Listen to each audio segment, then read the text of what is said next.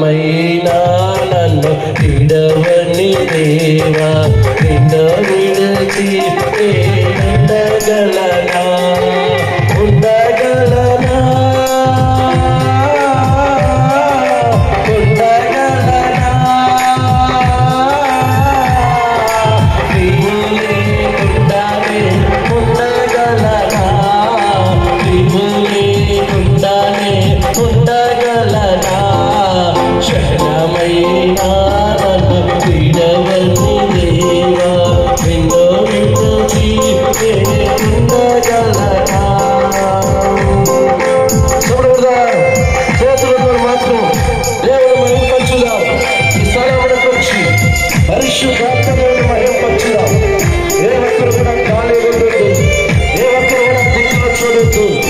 ఈ రాత్రి మన జీవితంలో మన కుటుంబంలో దేవుడు మేలు చేసే విధంగా జాగ్రత్త పడుతున్నాం.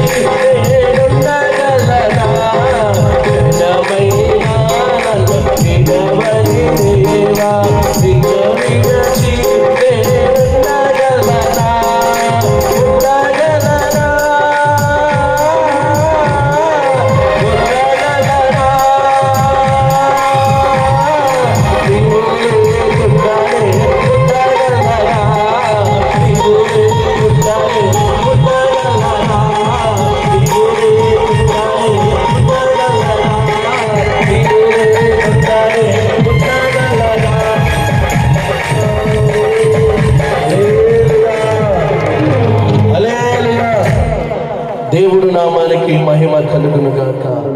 మొదటి వచ్చిన రాజైన హేరోదు దినములందు యూదయ దేశపు బెత్లెహేములో యేసు పుట్టిన పిమ్మట ఇదిగో తూర్పు దేశపు జ్ఞానులు యెరూషలేమునకు వచ్చి యూదుల రాజుగా పుట్టినవాడు ఎక్కడ ఉన్నాడని తూర్పు దిక్కున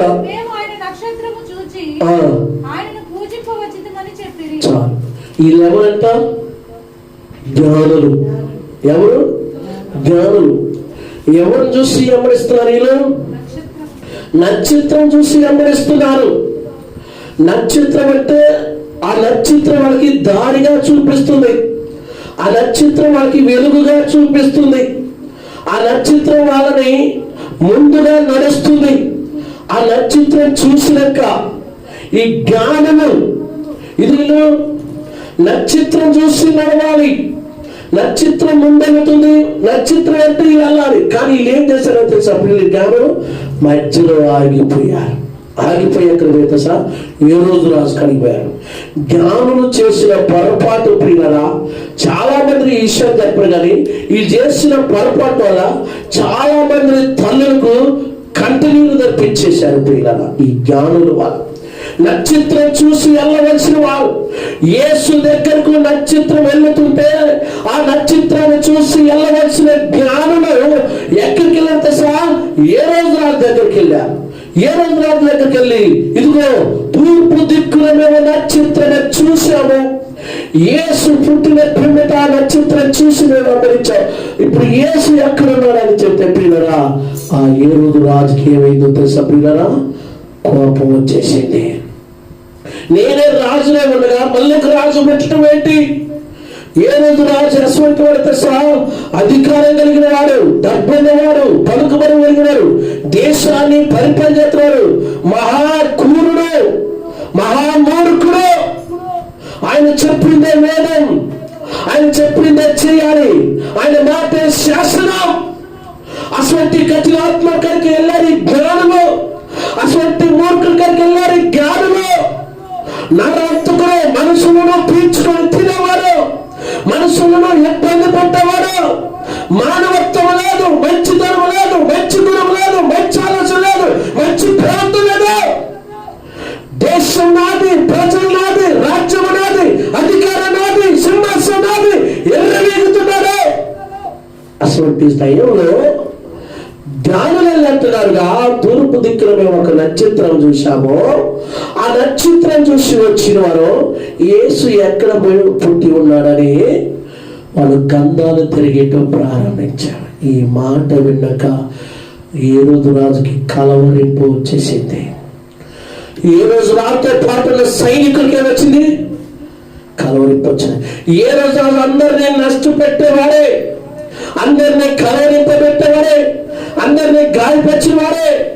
కానీ ఆయన పుట్టినాక మొదటిసారిగా యేసు పుట్టిన పిమ్మట ఆయనే కలవరింపబడ్డారు, ఆయన సైనికులు కలవరింపబడ్డారు. ప్రియులారా, ఎందుకు కలవరింపబడ్డారంటే అప్పటికే ఇజ్రాయేలు ప్రజల లోక రక్షణ కోసం ఎదురు చూస్తున్నారు. చప్పట్లు కదవా? లోక రక్షణ కోసం ఎదురు చూస్తున్నారు. మా కష్టాలు ఎప్పుడు పోతాయి, మా బాధలు ఎప్పుడు పోతాయి, మా సమస్యలు ఎప్పుడు పోతాయి, ఈ బానిసత్వ బతుకు నుంచి ఎవరు విడిపిస్తారు, ఈ ఇబ్బందుల నుంచి ఎవరు విడిపిస్తారు అని ఎదురు చూస్తున్నారు. ఎందుకంటే ప్రవక్తలు ప్రవచించిన మాటలన్నీ నెరవేర్పుడికి కనిపెడుతున్నారు వీళ్ళందరూ. చెప్పండి కదా ప్రియులారా, దేవుడు నా వారికి మహిమ కలుగును గాక. ఈరోజు ఈ వాక్యం వింటాడుగా ప్రియులారా, ఇదిగో ప్రియులారా, హేరోదు రాజు కలవరింపబడ్డారు. ఆయనకి డబ్బు ఉంది, అధికారం ఉంది, పలుకుబడి ఉంది, దేశాన్ని పరిపాలన చేసేవారు. నేను చేసిందే, నేను చెప్పిందే గొప్పగా అనుకున్నారు. కానీ ప్రియులారా, ఏం చేశారు తెలుసా హేరోదు? ప్రియులారా, ఈ వార్త విన్నాక ప్రియులారా, అసలుకి వాస్తవం ఏంటంటే ఈ జ్ఞానులు ఎవరి దగ్గరికి వెళ్ళాలి? బెత్లెహేములో యేసయ్య దగ్గరికి. ఈ చక్కగా ఎక్కడికి రావాలి? చక్కగా ఎక్కడికి రావాలి? యేసయ్య దగ్గర రావాలి. వీళ్ళు వెళ్ళిపోయారు, మళ్ళీ యెరూషలేములోకి వెళ్ళిపోయారు, రాజు కాడికి వెళ్ళిపోయారు. మనం కూడా చాలా మంది చూడండి, బయలుదేరతాం కానీ ఆ ఇంటికాడ ఒక మాట, ఈ ఇంటికాడ మోసం చెప్పిపోతాం. ఆమె ఒక మాట ఒక మాట చెవులోకి ఎత్తి నువ్వు పోవాలని చూడు, పోతావా? నువ్వు అనుకున్నది అది సాధించాలంటే నీకు మంచిగా అన్ని వాటిని దాచుకొని వెళ్ళిపోవాలి. చాలా మంది కదా, కొంతమంది మిమ్మల్ని కానీ కొంతమంది ప్రార్థన బయలుదేరుతారు, ఆ అమ్మ ఫోన్ చేసినట్టు ఆడ ఆగిపోతుంది. ప్రార్థన చేసినట్టు ఆ ముందు అక్కసేపు ఆయన పోదాం, ఏడ ఆగిపోదు. ముందు పోయి నా కుటుంబం కోసం ప్రార్థన చేద్దాం, నా పిల్లల కోసం ప్రార్థన చేద్దాం, నా భర్త కోసం ప్రార్థన చేద్దాం. అనేక మంది తాగుడికి బానిస చచ్చిపోతున్నారు, వారి కోసం ప్రార్థన చేద్దాం. అనేక మంది యవనస్తులు తల్లిదండ్రులు మాట్లాడకుండా అనేక ఇబ్బంది పెడితే వారి కోసం ప్రార్థన చేద్దాం. నేను మంచిగా పాట పాడాలి, ప్రార్థన చేయాలి, ఆరాధన ఉండాలన్న ఆశ ధ్యాస మనసు మొత్తం ఆడ కరిగిపోతుంది. ఎందుకంటే ఆడ ఉండవన్నా కూడా మంచి ఆత్మీయురాలు కాదు. నువ్వు ఎంతో ఇంట్రెస్ట్ బయలుదేరలేవు, ఇలా మందిరాలకి నేను పెద్దలాడ వెళ్ళాలని ఎవరైనా అడ్డుపడ్డారనుకో ఆడే ఆగిపోతాం. నీ కాలంలో ఇంట్రెస్ట్ అంతా ఏమైపోద్ది? కన్ను మరుగైపోద్ది. అయిపోదాంలే నానే కూర్చుంటాం. ఈ చర్చి గారు ఇంకా రావట్లేదు వీళ్ళు అమ్మగారిని అయ్యగారు చూసుకుని అయ్యగారు అమ్మగారిని చూసుకోవటం, మా ఇద్దరిని వేసేది వస్తే మొత్తం రాత్రి నువ్వు వాడు అని వేసేయ అట్లా, అంతే కదండి. హల్లెలూయా. జ్ఞానం చేసిన పొరపాటు ఏంటంటే యేసయ్య దగ్గరికి ఎవరికైనా ప్రయాణం చేస్తున్నారు, యేసయ్య దగ్గరికి వెళ్ళాలి. మళ్ళీ ఆ గొంతుకు ఎందుకు పోవాలి, ఈ గొంతుకు ఎందుకు పోవాలి, ఆ గొప్పలో ఎందుకు అడుగు పెట్టాలి, ఈ గొప్పలో ఎందుకు అడుగు పెట్టాలి, ఇలా అడుగు పెట్టాలి. అనేక నష్టాలు వచ్చినాయి, ఇలా అనేకమైన సమస్యలు సృష్టించారు. ఎందుకు తెలుసా? జ్ఞానులు ఎలవలసిన మార్గంలో చక్కగలిగి తెప్పినారా 2 సంవత్సరాల పిల్లలు చచ్చిపోయేవారు కాదు. ఆ గ్రామంలో రాజు ఏం చేసి తెలుసా ప్రియులారా? ఎప్పుడైతే ఈ జ్ఞానం చెప్పారో జ్ఞానుల మాటిని రాజు ఇదిగో తొలిసూరు పిల్లలైన 2 సంవత్సరాల పిల్లగాళ్ళందరినీ చంపే, ఆ పిల్లగాళ్ళలో ఏసై కూడా ఉంటాడు కాబట్టి చంపేసేయని అన్నాడు. అసలు ఈ జ్ఞానం వెళ్ళకపోతే జరిగేదనా? ఎంతమంది తల్లులు ఏడ్చారు, ఎంతమంది తల్లులు కన్నీరు పెట్టారు. పిల్ల ఎన్నో సంవత్సరాలకి గర్భఫలం అందింది అనుకుంటే ఎన్నో సంవత్సరాలకి నాకు పిల్లగాళ్ళు ఉంటారని సంతోషపడుతుంటే ఆనందపడుతుంటే జ్ఞానులు చెప్పిన మాట విని ఏదేందు రాజు క్రూరుడు, సూర్యుడు, భయంకరుడు, మూర్ఖుడు పసిపిల్లలైన 2 సంవత్సరాల పిల్లల్ని వధించమని ఆజ్ఞిస్తే ఆ దేశానికి అధికారి కాబట్టి సైనికులందరూ కూడా పిల్లల చిన్న పిల్లలే తల్లి పక్కలో పండుకొని పాలు తాగుతున్న అలా ముందుగా ఉన్న పిల్లలని సైనికులు వీడ్చుకొని పిల్లరా ఒక నీళ్ళని బాయిలో వేసి చంపేశారు. ఎంత కన్నీటి బాధ, ఎంత దుఃఖం. ఒక తల్లి గర్భానిమైనటువంటి మామూలు విషయమా? ఒక తల్లి గర్భం ధరించినటువంటి మామూలు విషయమా? ఆ గర్భాన్ని గట్ట భూమి మీద రావాలంటే ఆ తల్లి ఎన్ని నొప్పులు, ఎంత బాధ, ఎంత సహనం ఈరోజు అర్థం కాక చాలా మంది మూర్ఖులు ఉన్నారు, చాలా మంది మూర్ఖత్వంగా ఉండేవారు ఉన్నారు. 9 నెలలు ఆ గర్భంలో పెద్దం చేస్తూ టయానికి టాబ్లెట్స్ పెట్టుకుంటూ టయానికి హాస్పిటల్కి వెళ్తూ ఆ తల్లిదండ్రి ఎన్ని కళ్ళ గంటారు, నా పిల్లగాడు భూమి మీదకి వస్తున్నాడు, ఈడే నా వంశాన్ని ఎలా పెట్టేవాడు, ఈడే నాకు అధికారిగా ఉండేవాడు అని ఎన్ని కలలుగా ఉంటారు ఆ బెత్లెహేములో, ఆ నజరేతులో, ఆ యెరూషలేములో. కానీ వాళ్ళ ఆశలన్నీ కూడా, వారి యొక్క సంతోషాలని కూడా ఈ జ్ఞానం వల్ల ఏమైపోతే సభ్యుల కన్నీరే మిగిలిపోయింది ప్రతి తల్లి తండ్రి జీవితం. తల్లిదండ్రులు దుఃఖంలో పడిపోయా. ఈరోజు పిల్లలు ఈ వాక్యం వింటారు. ఒక్కసారి ఆలోచించి, జ్ఞానం చేసింది ఏమైనా మంచి పని అనుకున్నారా? జ్ఞానం చెప్పిన వార్త మంచి వార్త అనుకున్నారా? పోయి ఒక మూర్ఖుడికి చెప్పారు. పిచ్చోడి చేతిలో తుపాకి పెడితే ఊరుగా త్రో తెలియదు. ఈ జ్ఞానం పోయి మూర్ఖుడు చెవులో వదిలితే మూర్ఖుడు ఏం చేస్తే సార్ ఆ ప్రాంతంలో ఉన్న పసిపిల్లలైన 2 సంవత్సరాల పిల్లలని బోధించే విధంగా శిక్షించాడంటే. హల్లెలూయా, హల్లెలూయా. ఈరోజు నా ప్రియులారా ఈ వాక్యం వింటే ఒక్కసారి ఆలోచి. జ్ఞానుల్లాగా నువ్వు కూడా ఉండమే ఒక్కసారి ఆలోచి. జ్ఞానులు యేసయ్య దగ్గరికి వెళ్ళాలనుకున్నారు, యేసయ్యని ఆరాధించాలనుకున్నారు, యేసయ్యకి వారు తెచ్చిన యొక్క ఆ కానుకల విలువైన బహుమానాలు ఆయన కల్పించాలనుకున్నారు. కానీ వాళ్ళు ఎక్కడికి వెళ్ళారంటే ఈరోజు రాజు దగ్గర. ఈరోజు నువ్వు ఎక్కడికి వెళ్తున్నా? ఒక్కసారి నీ కుటుంబాన్ని గుర్తు చేసుకో, ఒక్కసారి నీ పిల్లలను జ్ఞాపకం చేసుకో, ఒక్కసారి నీ జీవితాన్ని జ్ఞాపకం చేసుకో. ఏంటి నా కుటుంబం ఇలా ఉంది, ఏంటి నా జీవితం ఇలా ఉంది, ఏంటి నా పరిస్థితి ఇలా ఉందని ఒక్కసారి నేను జ్ఞాపకం చేసుకో. ఈరోజు ఎవరు మాట్లాడి నీ జీవితం పాడు చేసుకుంటున్నా, ఎవరు జీవితం విని నీ కుటుంబాన్ని రోడ్డు పాడు చేసుకుంటున్నా. ఒక్కసారి మీరు ఆలోచించాలి. కానీ ప్రియులారా అద్భుతం ఏంటంటే ప్రియులారా తెలుసా ప్రియులారా, యేసయ్యని చంపాలనుకున్న మూర్ఖునే దేవుడు ఏం చేశాడు తెలుసా ప్రియులారా? చాలా అద్భుతంగా కనపడతాడు. కానీ ఏ రోజుకి కలవరింపు వచ్చేసింది. ఏ రోజు కూడా సైనికులకి ఏమొచ్చిందంట? కలవరింపు. నిద్ర పట్టట, మనశ్శాంతి లేదు. రాజే గాని మంచి బంగాళలో ఉన్నారు కానీ నిద్ర పట్టట్లేదు, మంచి అన్నం తినట్లేదు, మనశ్శాంతి లేకుండా ఉన్నారు. ఎందుకంటే లోక రక్షకుడు పుట్టాడు, పరిపాలన ఆయనదే. ఇజ్రాయేలు ప్రజలు రక్షణ కొరకు ఎదురు చూస్తున్న మెస్సియా ఇతడే, యేసు ఇతడే. చూడండి ప్రియులారా, ఈ ఎత్తునెత్తే సంపాలనుకుని పండాగం పెట్టినప్పుడు కదా దేవుడు ఏం చేసే తెలుసా? ఆ వ్యక్తినే లేకుండా చేశాడు. ఏ రోజు రాజు ప్రియులారా ఒక్కసారి ఈరోజు మన కుటుంబం కూడా ఏది కలవరింపబడుతుంది, ఏది మన హృదయం కలవరపడుతుంది, ఏది మన జీవితం తల్లడిల్లిపోతుంది, ఏ సమస్యతో కలవరింపబడుతున్నావు? బిడ్డల జీవితాన్ని బట్టి కలవరింపబడుతున్నావా? కొడుకును బట్టి కలవరింపబడుతున్నావా? కోడలు బట్టి కలవరింపబడుతున్నావా?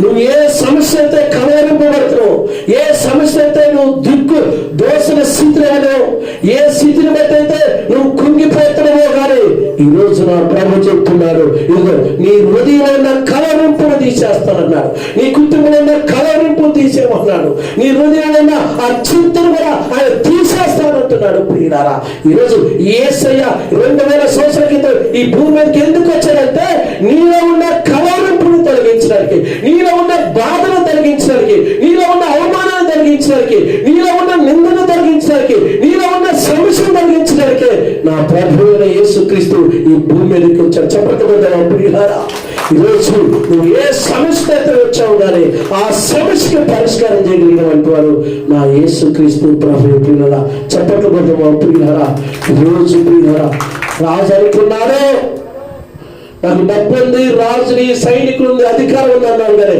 దేవుడు ఒక్కసారి స్పాట్ పెట్టాడు. ప్రియులారా, యేసయ్యని సంపాదనకు ఆశపడ్డ వ్యక్తి ఏ రోజు రాజు చనిపోయాడు. చూసారా, మనకి ఎవరైతే కీడు చేయాలనుకున్నారో, ఎవరైతే మనం ఇబ్బంది పెట్టాలనుకున్నారో, ఎవరైతే మనం అవమానపరచాలనుకున్నారో, ఎవరైతే మనం కుంగదీయాలనుకున్నారో, ఎవరైతే మనం నష్టపరచాలనుకున్నారో, ఎవరైతే మనం ఎగతాళి చేస్తున్నారో, ఎవరైతే మనం చిన్న చూస్తున్నారో వారి మధ్యలో దేవుడు ఘనంగా నిలబెడతారు. చప్పట్ల మీద ఏ ప్రజలైతే నేను ద్వేషించారో, ఏ ప్రజలైతే నేను అవమానపరిచే విధంగా చూశారో, ఏ ప్రజల మధ్య అయితే నీకు విలువ లేకుండా ఉన్నారో వారి మధ్య దేవుడు ఘన స్వాగతం పలుకుతాడు. నా ప్రభు ఈ లోకానికి ఎందుకు వచ్చినంటే పాపులను రక్షించడానికి వచ్చాడు. నా ప్రభు వచ్చిన పని అది. నా ప్రియమైన సహోదరి సోదరులు, ఇది ఎంతమంది కుటుంబాలు కలవరింపు ఉన్నాయి. ఇంటి మీద సున్నం ఉంది, ఇంటి మీద లైటింగ్ ఉంది, ఇంటి మీద స్టార్ ఉంది, ఒంటి మీద బట్టలు ఉన్నాయి, దడదడ మెరుతున్నాయి, కానీ హృదయంలో కలవరింపు. పేరుకి నాకు ఆ ఉద్యోగం, ఈ ఉద్యోగం, ఈ జాబు, ఆ జాబు, నాకు డబ్బు ఉంది, పలుకుబడి ఉంది, అధికారం ఉంది, ఇల్లు ఉంది, ఆస్తి ఉంది, పొలం ఉంది, బ్యాంక్ బ్యాలెన్స్ ఉంది, కానీ హృదయంలో కలవరింపు, హృదయంలో చింత. అటు తల్లిని ప్రేమించే, ఇటు తండ్రిని ప్రేమించే, భార్యను ప్రేమించే, బిడ్డను ప్రేమించే, కొడుకును ప్రేమించే, భర్తను ప్రేమించే మనసు కలవరింపు. ఈరోజు పొద్దు నుంచి సాయంత్రం ఎలా సంపాయాలి, ఎలా మోసం చేయాలి, ఎలా అర్థం పడదాం, ఏ పని చేద్దాం, ఎలా బ్యాంకు మీద ఇయ్యగండి. ఈరోజు తల్లిని పట్టించుకునేవారు ఉన్నారు, ఈరోజు తండ్రిని పట్టించుకున్నా, నిన్ను తల్లిదండ్రులను పట్టించుకునేవారు బిజీ. నీ తల్లి కన్నా, నీ తండ్రి కన్నా ఏది గొప్పది? నీ భార్య కన్నా, నీ పిల్లల కన్నా ఏది గొప్పది? దేనికి ఎక్కువ సమయం ఇస్తున్నావు? దేనికి ఎక్కువ టైం ఇస్తున్నావు? జ్ఞానం ఉందనా, చదువు ఉందనా, డబ్బు ఉందనా, ఏది తెలుసుకో. రాజు ఏ రోజు రాజులే ఒరిగొడ్డు పొట్టు వల్ల లేపేశాడు నా దేవుడు. చెప్పలు కూడా ఈరోజు దేవుడు చూసుకొని మనం ఎదుగులో కొంతసేపు కన్నపడి అంతలోనే మాయమయ్యే ఆవిరి సండిరాలి జీవితం శాశ్వతము.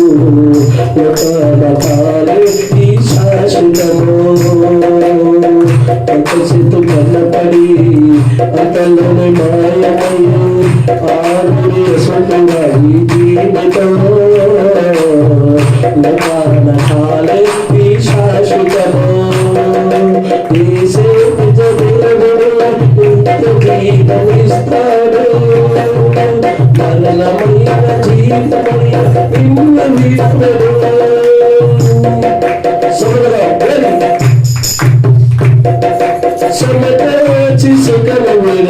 కష్టమలోచి ఆస్తులు సంపాదించిన శాంతముండగా సమటచి సుఖమలోచి కష్టమలోచి ఆస్తులు సంపాదించిన కాంతి ఉన్నదా. ఈ రాత్రి దేవుడు ఈ ప్రాణమడితే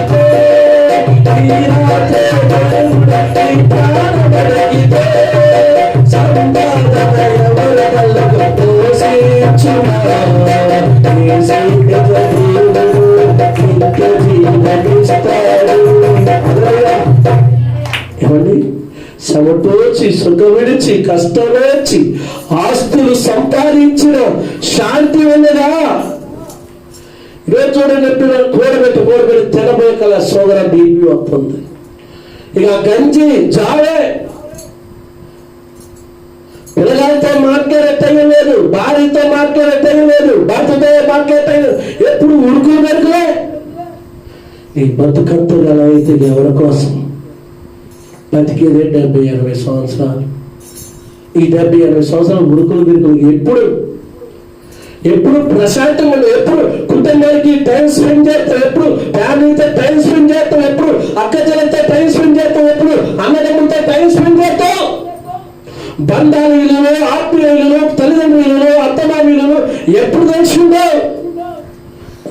ఈ రోజు రాజుకి అర్థమైపోయింది ప్రియులారా. రాజుకి ప్రియులారా, ఏ రోజు రాజుకి అర్థమైపోయింది. ఏదో తెలుసా, నాకు ఎంత డబ్బు ఉంది, ఎంత పలుకుబడి ఉంది, ఎంత హోదాలు ఉన్నా కానీ తన ప్రాణాన్ని తనే కాపాడుకోలేడు. ప్రాణాన్ని పెట్టింది ఎవరు తెలుసా? యేసయ్య. ఆ ప్రాణాన్ని తీయగలిగిన వాడు కూడా యేసయ్యే. హల్లెలూయా.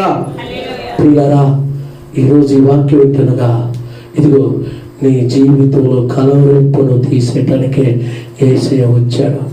ఏ సమస్యలతో అయితే బాధపడుతున్నావు, ఆ సమస్యలు పోవటానికి 2000 సంవత్సరాల క్రితం ఈ భూమి మీదకి యేసయ్య వచ్చాడు. చెప్పటం దేవుడు నామానికి మహిమ కలుగునుగా. ఇది నేను చెప్పవలసిన వాక్యాన్ని ప్రియులారా. కానీ దేవుడు ఈరోజు మన సంఘంలో మనతో మాట్లాడటానికి దేవుడు సహాయం చేశాడు. అందరూ ప్రార్థన చేసుకున్నాం ప్రియులారా. దేవుడు వీటి మాటలు మీ హృదయంలో భద్రపరిచి మిమ్మల్ని మీ కుటుంబాన్ని దీవించును గాక. అమ్మగారు